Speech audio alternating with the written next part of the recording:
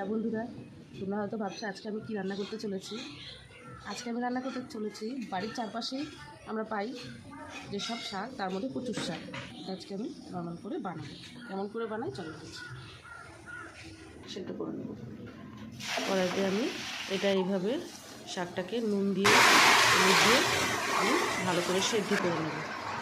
এবার একটু জল দিয়ে নিচ্ছি, ঢাকা দেবো। এই জলটাকে ভালো করে আমি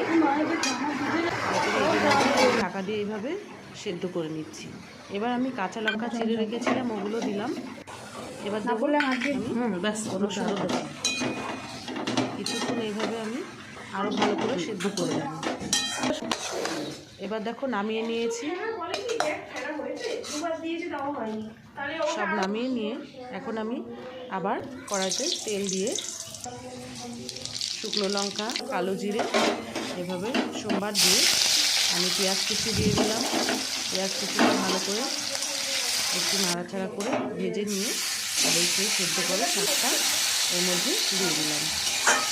এখন আমি ভালো করে মিশিয়ে নিয়ে খুব সুন্দর করে টানিয়ে নেব রসটা, আর আস্তে আস্তে ভাজা করতে যতক্ষণ না সুন্দর শুকিয়ে যায়। দেখো কি সুন্দর একটা